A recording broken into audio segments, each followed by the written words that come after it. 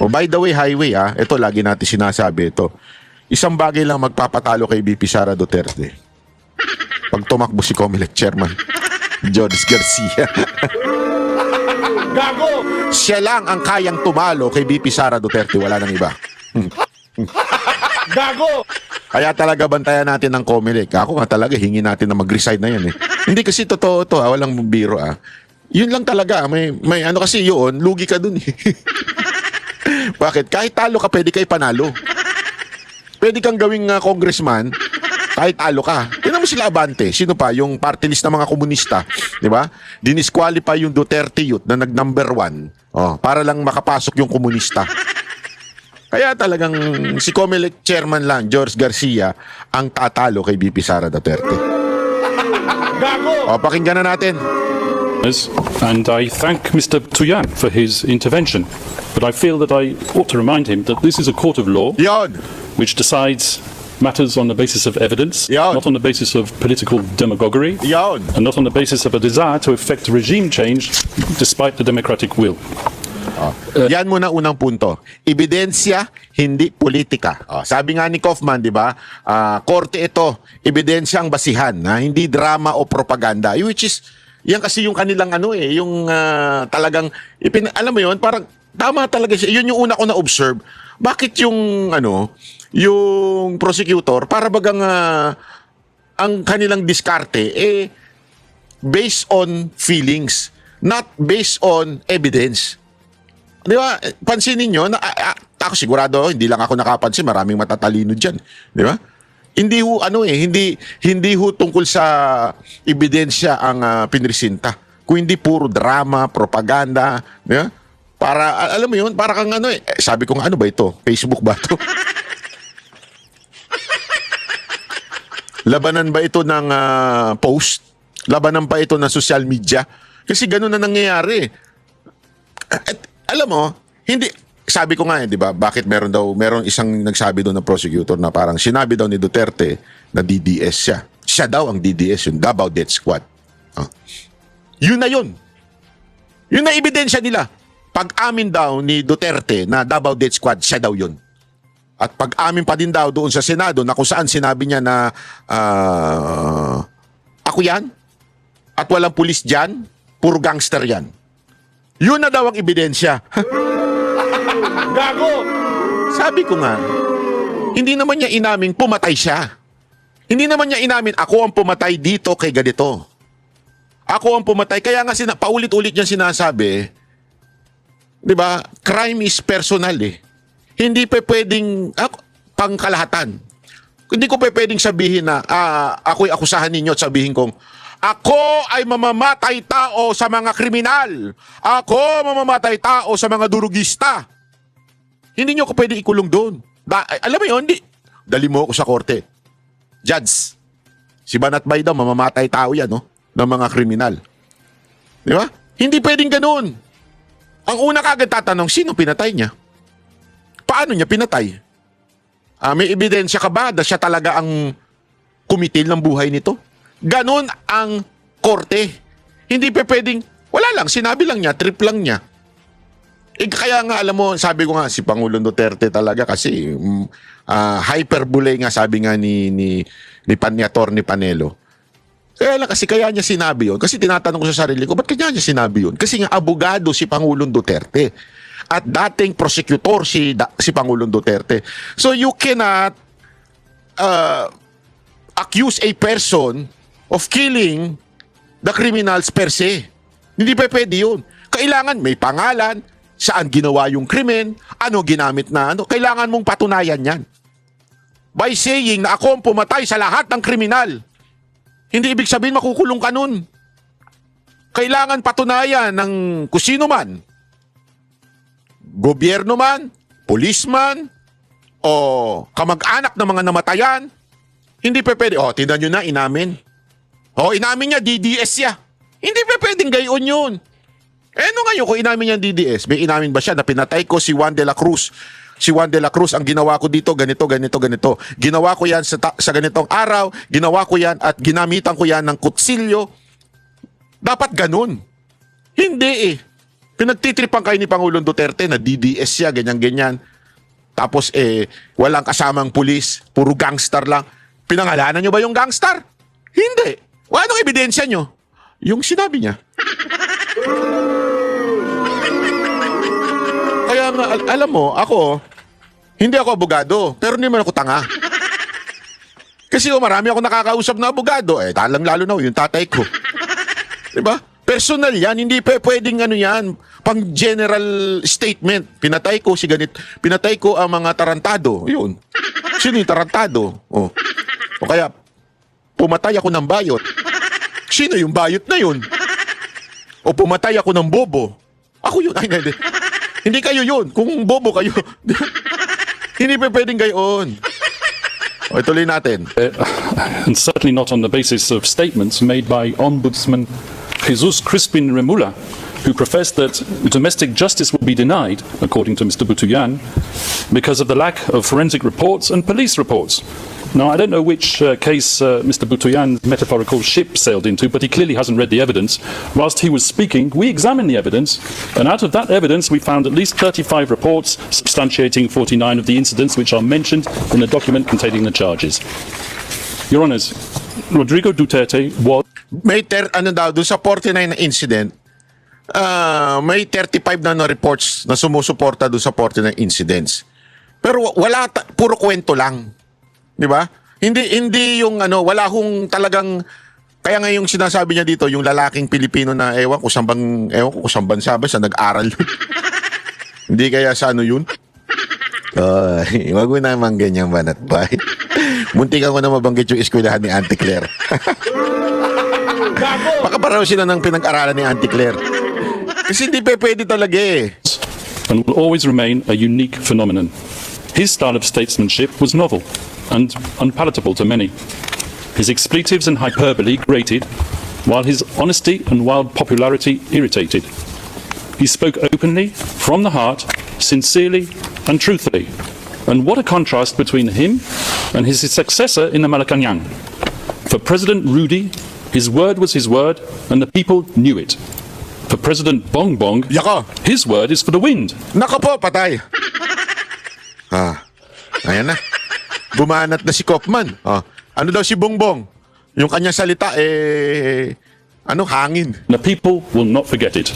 Let me remind everyone of the Yes. letter which President Ferdinand Marcos Jr. Yan. signed, it's on the screen, and in which he gave a cast-iron undertaking that his government, and I quote, will not assist the ICC in any way, shape or form. Well, as we know, he failed to keep that promise. So dito, importante rin ito, yung bang sabihin ng presidente na he will not cooperate with the ICC. Napaka-importante niyan. So, bakit nandiyan si Pangulong Duterte? If Marcos, the president of the Philippines, said that, na hindi siya makiki-coordinate with the ICC. Rodrigo Duterte was unconstitutionally hijacked and unceremoniously hauled off to The Hague. Yan, importante. Yan yung punto. Ang galing talaga nito ni Kaufman, kaya yung mga bumaba na dito kay Kaufman, putang ina nyo. Putang ina nyo talaga.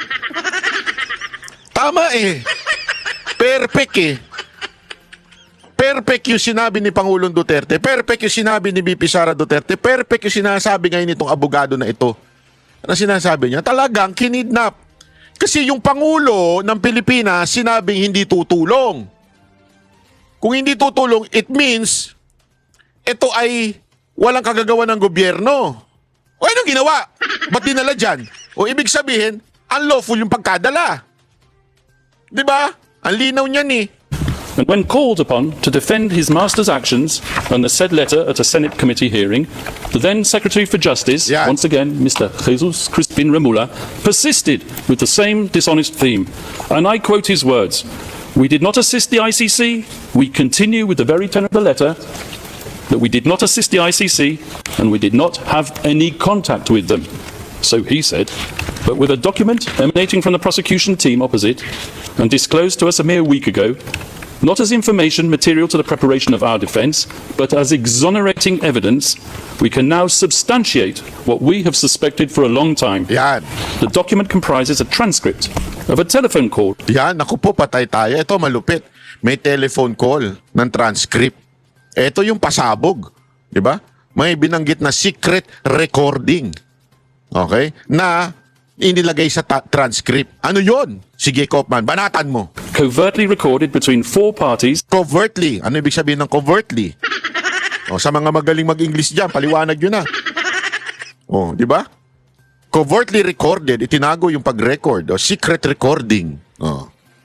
who cannot be mentioned in public, and one of these parties was boasting about how So, apat daw sila, ha? Merong isang sinulat na nila yung transcript ng usapan at nagyayabang daw ito. Ano yung pinagyayabang? Pinapagyabang na meron siyang parte. Oh. he was acting as the silent partner of President BBM, Nako, managing a scheme Nako. to funnel witnesses to this Nako. court, while all the time ensuring that he could guarantee President BBM's plausible deniability.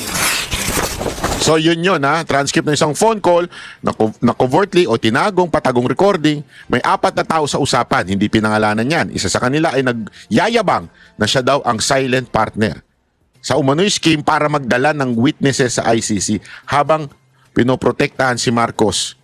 Oh, naku po, patay tayo dyan. So it is indeed the defence case that President Ferdinand Marcos Jr. set out to neutralise Yon. Rodrigo Duterte Ayaw. and his legacy. Yes, Mr. Deputy Prosecutor, I used Doon daw yon, may planong in-neutralize si Pangulong Duterte. Ano ibig sabihin ng neutralize? Dito, inamin, doon sa transcript na yon, baka sabihin ng iba, bakit di sinabi kung ano yun? Kasi nga, bilin yun nung judge dito na huwag kayo muna magpapangalan dito ng mga tao. Sinabi dyan witness man o resource person man, wag muna yung papangalanan. Pero pagka ganyan kasi, sinasagmit yan. Okay? Pero kasi alam nilang may media, so publicly wag mo munang babanggitin dyan. Okay? Sa ano daw yung pinag-usapan? Okay? Ang pinag-usapan daw nila nung apat na tao na yon ay in-neutralize si Duterte. Ano ibig sabihin nun? Para pahinain si Pangulong Duterte at ang kanyang legasiya. At ang gagawin ay ito. So sa madaling salita, it is not really para panagutin si Pangulong Duterte. The reason kaya talaga dinala si Pangulong Duterte is political, para in-neutralize si Duterte. Naintindihan natin? Ibig sabihin, siraan politically. Ganon ang gawin. Oh, tuloy. that legendary word, neutralise, so central and so essential to your case theory, because you know just as well as me that I'm using the term metaphorically. And now I turn to the substance of the charges, but before I do, a word or two about the geopolitical context. Yun yung halimbawa na parang sinasabi niya, hindi kasi pag sinabi mo kasi neutralize, ang ibig sabihin nun patayin Okay? Literal. Pero yung not literal, yung siraan yung tao. Yung kanyang legasiya, siraan yung pangalan para mawala sa laro ng politika. Yun ang dahilan ng ibig sabihin ng neutralize. So para bagang sinasabi niya dito, yun din ang sinasabi ni Pangulong Duterte. Pag siya nagsalita, hindi ibig sabihin literal. Ang ibig lang sabihin, kung sinasabi niyang in-neutralize o patayin ng mga kriminal, may lalim. Hindi lang, basta nakakita ang kriminal, pang, patay. Hindi ganun. Merong merong mas malalim pang, ano ba yung context ng patayin? Yun yung sinasabi dito. Na mismong si Marcos din, ginagamit din daw yan through the document na meron siyang document ng transcript ng usapan nila ng apat na tao. Yung silent partner daw ni Bongbong Marcos. The scourge of illegal narcotics is not unique to the Philippines. As we all know, it afflicts Latin America, where I can name 3 countries where the death rate at the hands of vigilantes and law enforcement agents per capita population is higher than it ever was under Duterte.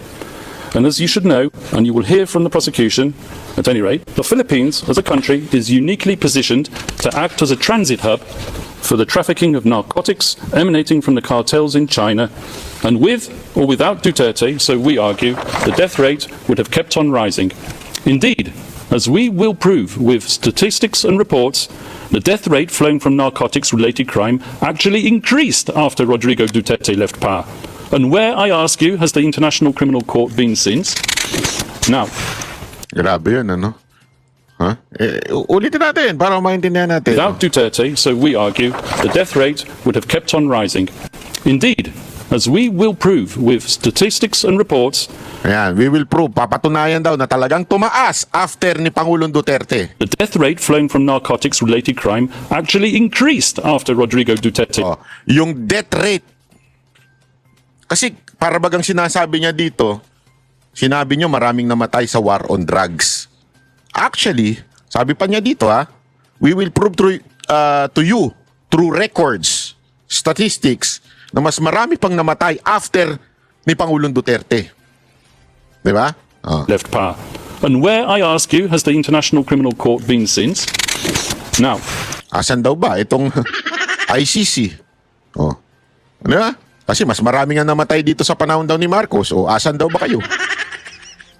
a colleague of the victim's representative sitting opposite, a certain self-styled legal assistant to ICC counsel, rose up and famously stated in one of her many voluble interviews to the media Ito yung si Epal, yung malaking bunganga. that Rodrigo Duterte conducted not a war on drugs, but a war on the poor.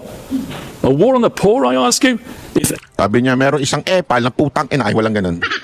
Yung malaking bunganga na nagmamagaling kaysa daw nag-a-assist ng mga witness na sinabing ang laban daw ng ni Duterte do sa war on drugs is not really on the drugs but on the poor. Yeah? Yun ang pinalalabas. Propaganda. anything, the totally lawful Duterte campaign against illegal drugs and their suppliers took place when his administration was actively promoting some of the most important redistributive policies in years, Yan. all with the aim of alleviating poverty. Legislative reform in 2017 to reduce personal income taxes for workers, Oh, ayan. So ito, sinasabi niya na parang paano naging war on poor yun? Panahon nga ni Pangulong Duterte, ni-reduce yung tax. Kasi dito, para bagang, ang accusation kasi, parang mamamatay si Duterte, talagang inano niya yung war on drugs, DDS, blah, blah, blah. So, ang laban daw ng war on drugs is not really on drugs, but on the poor people. Ito nga sinasabi niya through the policy of ni Pangulong Duterte, ang dami niyang polisiya that fights poverty. Diba? So paano mo masasabing anti-poor yung war on drugs? social protection expansion known as the 4Ps, designed to provide regular cash transfers to needy and multi-child families, universal healthcare, and need I say more, the Magna Carta of the poor. Oh, yan pa daw. Universal healthcare, di ba? Panahon ni Pangulong Duterte. Pinasayan. Ginawa niyang priority bills yan. Tapos yung Magna Carta for the poor. Ibig sabihin, talagang maraming polisiya si Pangulong Duterte para sa mga may hirap. So isang malaking katarantaduhan yung sinasabi ni Bunganga, ayoko nang banggitin ng mukha nun. Bakit ba puro pag-opposition sobrang papangit talaga, no? Pangit na nga ng kalooban, pangit pa ng mukha. Sinasabi, paano naging anti-poor itong war on drugs? Napakaraming ang ginawang magagandang polisiya at ayan, binanggit ni Kaufman isa-isa. Setting out the right to adequate food, decent shelter, education, and a highest standard of health. The fact that the majority of those who died as a result of drug-related crime were living in the most deprived areas is something which is endemic to every afflicted society. Yung pagkamatay daw ng mga tao, it's not because of Duterte. Pero lahat po daw ng society, yan ang dinadali ng sabu. Di ba? Totoo naman Sa ibang bansa, ganyan din Hindi naman sa Pilipinas lang namamatay ang mga may hirap. Bakit? Kasi nga, alam naman natin, ang sabu. Hindi, totoo naman yung droga na yan ay talagang papatayan ng tao. At saka yan ang ginagamit kasi nga mura. Lason pero lason talaga. Di ba? Ibig sabihin, marami mang namamatay, hindi iyan dahil sa utos ni Pangulong Duterte. Dahil yan sa talagang epekto ng droga sa society. At sinasabi nga niya dito, hindi lang naman sa Pilipinas yan. sa lahat ng bansa, basta pinasok ng yang ganyan droga, patay sigurado mga tao. But can anyone seriously accuse this man, Rodrigo Duterte, who has lived such an openly frugal existence, of taking up arms against the needy? This is the man who at the age of 5 arrived in Davao to live in a modest shack where rain leaked through the roof, forcing him to crawl under the kitchen table to take shelter. This is not the man born with a silver spoon in his mouth and groomed for the presidency from childhood. This is the man who was born to a lawyer and a governor who taught him discipline, values, and respect for the people by being one of the people. This is the man who, Grabe, no? Ganyan ang birada. as president himself, shunned the luxuries and the privileges of high office, and like others before him, and even those after him, he slept not in the palatial grandeur of the Malacanang, but in Spartan quarters of his bodyguard's hut. Grabe, no? Grabe. Galing ni Kaufman. Palakpakan natin. Kakainis.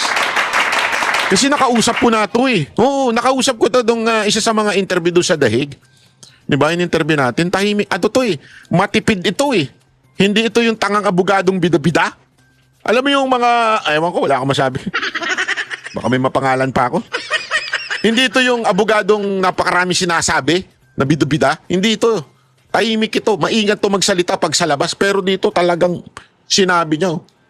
Ito yung Pangulo na talagang, alam mo yun, anak ng gobernador, lawyer, pero nagsimula at talagang nabuhay doon sa payak na pamumuhay. Yan ang sinasabi niya. O tapos ang hirit pa nga niya dito para bagang nung siya ay naging Pangulo na, hindi po ito natulog doon sa Malacanang, sa palasyo.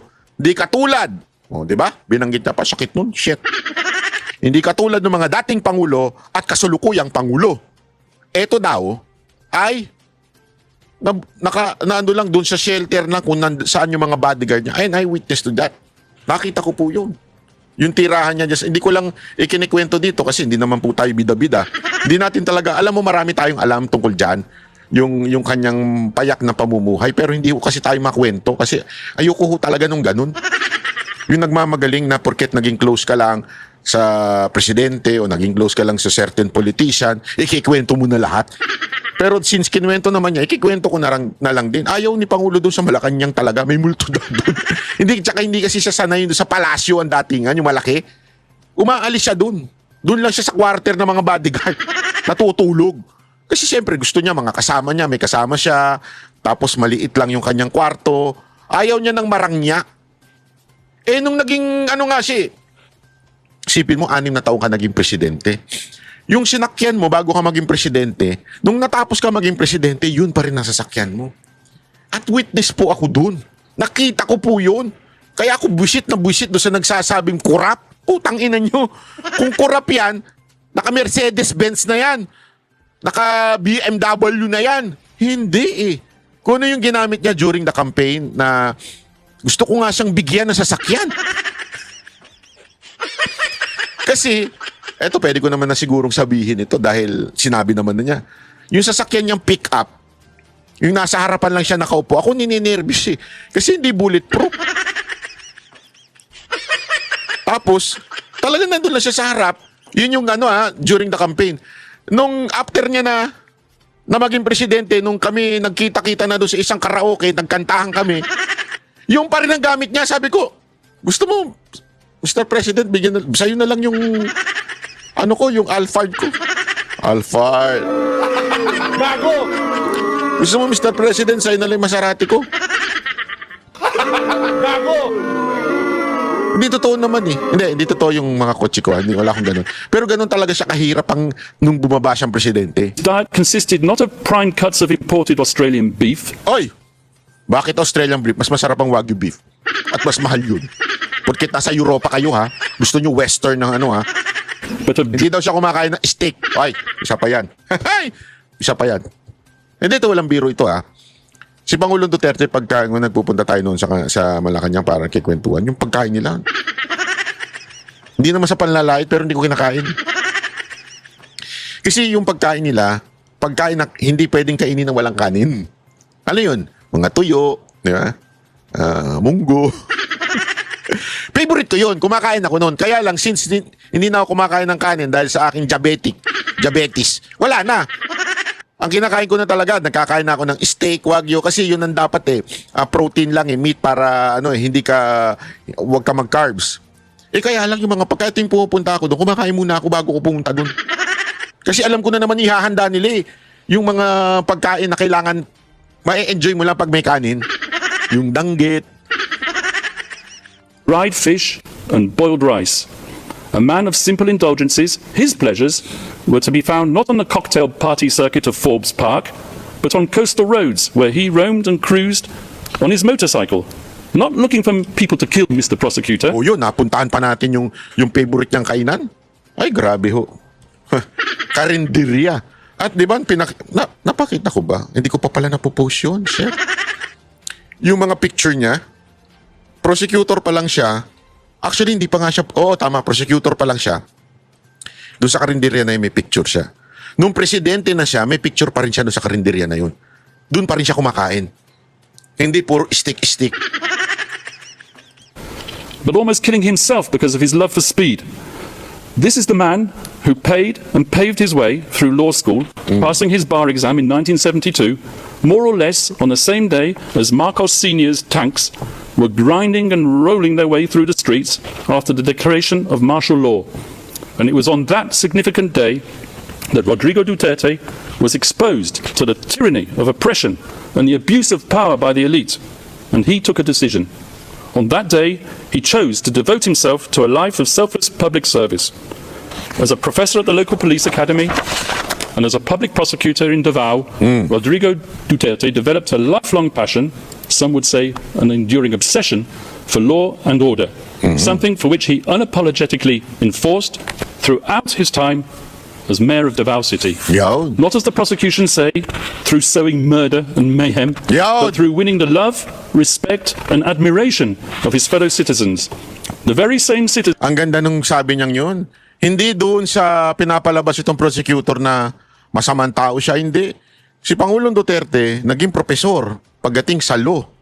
At talaga namang nag-aral ng law at talagang yung kanyang passion na implement ang law and order sa Davao City ay nangyari. Kasi remember yung kanilang akusasyon, panahon pa na din ng mayor si Pangulong Duterte. So sinasabi niya dito, if President Duterte is a lawless person implementing lawless policy, di ba?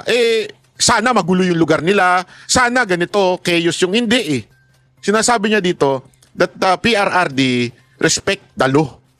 Respect niya sobra ang batas ng Pilipinas. Yun ang sinasabi dito. Who continued to re-elect him time after time, Yon. term after term, Yon. on no less than 7 occasions over more than 2 decades. And throughout his 20 or so years tenure as the mayor of Davao, Rodrigo Duterte and his family transformed that city from an outpost of communist insurgency and criminal violence into what is now one of the safest cities, not just in the Philippines, but in the entire world. Yan. Kita nyo, ang galing. Dito kasi, tandaan niyo bakit binabanggit ito. Kasi dito pa lang, inaakusahan na siya, si Pangulong Duterte, na nung mayor siya, may Davao Death Squad. Dito sinasabi niya, ito yung mayor na minahal. Sa sobrang minahal, nagtagal ng decades na naninilbihan. Panalo lagi. Ibig sabihin, kung talagang totoo na mamamatay tao siya, anti-poor siya ay talagang hindi sumusunod sa batas, hindi siya ma-elect ng paulit-ulit. Ang ganda nun Kasi tandaan niyo doon sinimulan yan Sinimulan yung issue na siya ay mamamatay tao nung palang siya ay mayor. Kung mayor pa lang pala siya, mamamatay tao na siya, anti-poor na siya, gumagawa na siya ng illegal, o mamamatay tao na siya ng mga inosente, di sana hindi na siya binoto ng paulit-ulit. Naging presidente pa nga. Napaka-imposible para sa isang mayor na nanggaling sa Davao. Paano nangyari yun?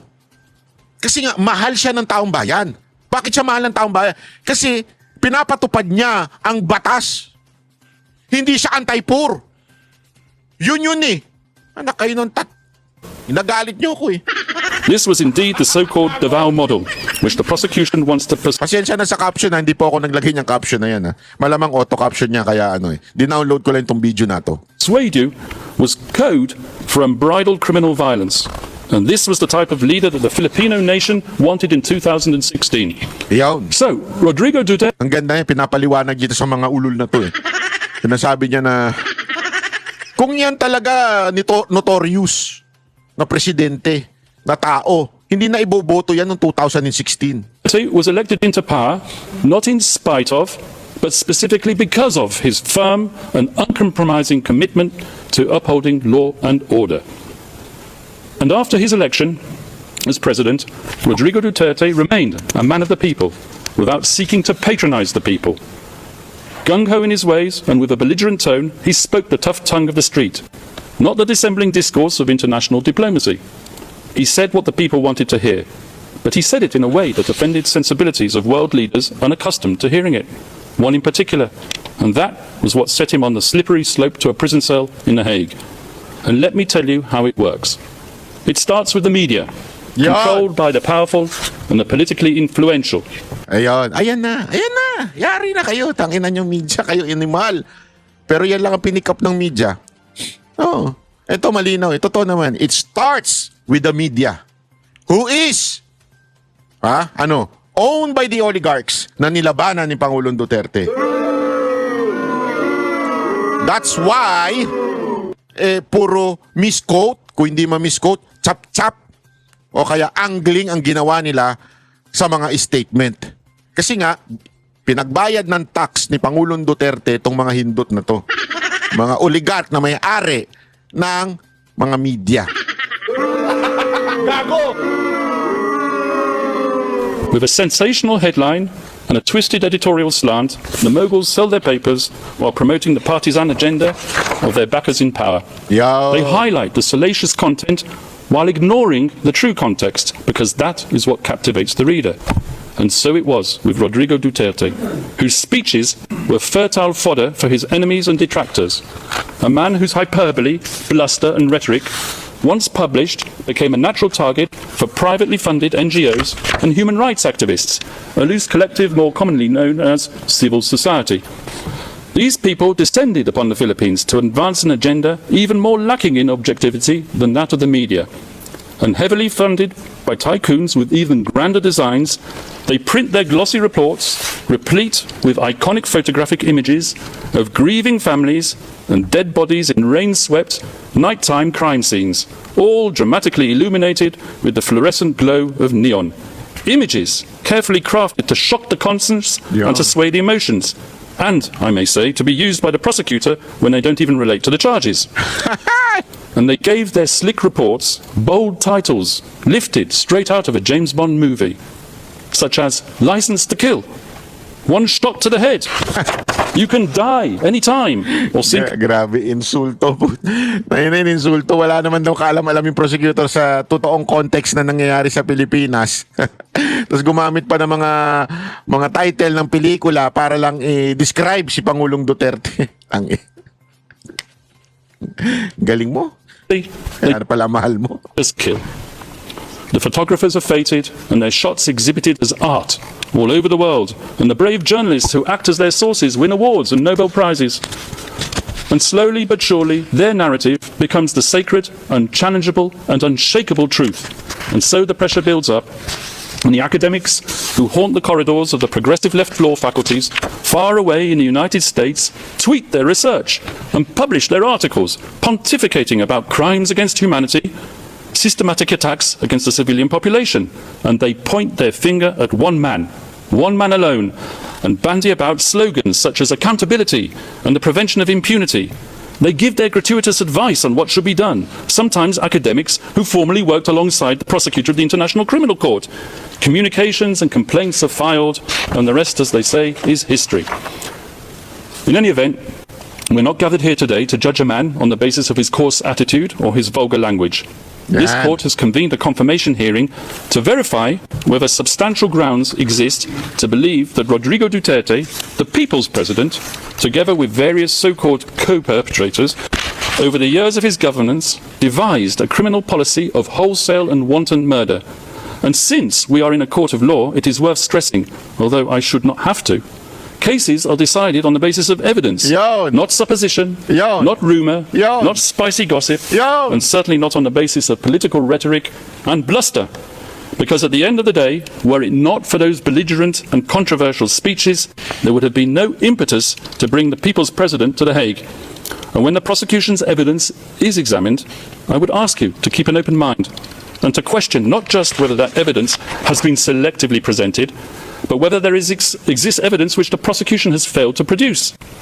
And I say this with justifiable cause, particularly with respect to the Duterte rhetoric, as we will prove during the substantive part of our submissions, the notorious speeches on which the prosecution relies have been cherry-picked to suit its narrative while ignoring the many other speeches when the former president tempered his bombastic language by clear reference to the principle of lawful self-defense.